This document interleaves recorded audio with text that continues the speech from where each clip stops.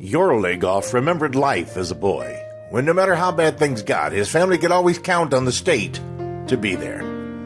He mused as he stood in the long line, waiting to buy food, how different things were now.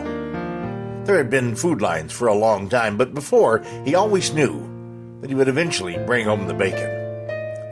Now he knew that he would not take home the bacon because there was none. For some time, the state had taken on the role of controlling all food production through subsidies, encouraging agribusiness, using public-private partnerships, and regulating all farming through environmental protection laws, wetlands acts, clean water acts, state land acts, and a plethora of other land control acts.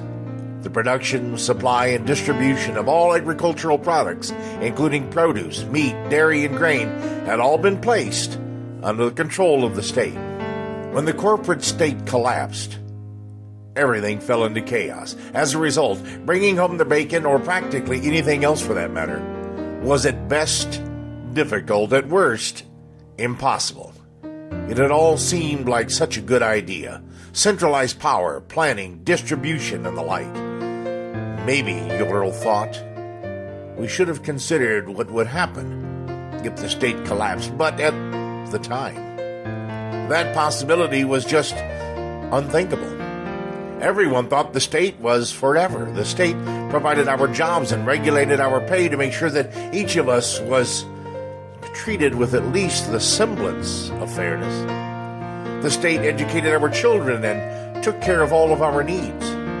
Yorel was suddenly brought back to reality as the line jolted forward. However, this reality check was short-lived as the monotony of standing in line quickly set back in. Yorel was soon moving in time backwards to his life as a boy in Moscow. That was a time when there were real neighborhoods. He knew the butcher, the baker, and all the families around him. He remembered when the wife of the tailor was about to deliver their third child, and the neighbors all took turns preparing meals for the husband and the other two children. This was just a part of life. No one told anyone to do it. People just did it. Neighbors took care of neighbors, but now life was hard. Even the thought of taking a meal to a neighbor or delivering firewood to an elderly couple was unthinkable. Survival was the order of the day. Yorel's trip down memory lane was interrupted once again as the line inched forward. Perhaps today would be different than yesterday and the day before. Perhaps today he would actually make it to the entrance of the market. Disturbances and fights in the food lines were an everyday occurrence as people became desperate.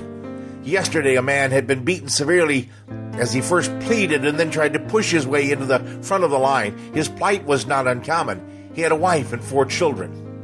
There had been little or no food in his house for a couple of days, and his children were ill from the poor living conditions in the heatless, drafty building in which they lived. There was running water only a couple of hours a day, and often it wasn't clean. But even boiling water had become difficult since electricity was only available a few hours a day and usually at random times.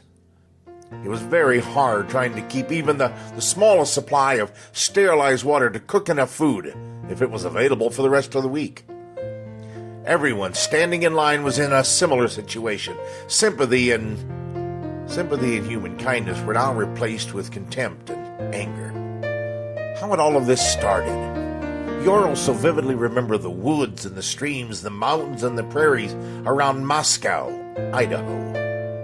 In fact, his parents had immigrated to these United States from another Moscow to escape from the very conditions in which Yorel was living right now. What had happened to the American dream?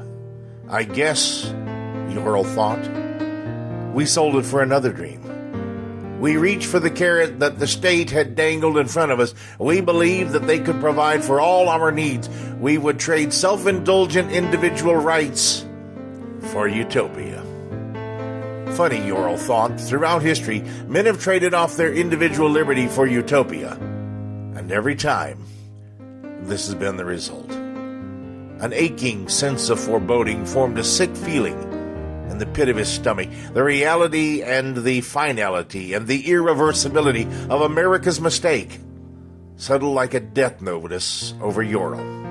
and he knew that all was lost, and that the gray prison which had replaced his parents' beautiful America was permanent. The sense of dread and feeling of hopelessness was now a life sentence, and what was worse, his children now shared that same life sentence, as would all future generations. History teaches us that man learns nothing from history. Hagel.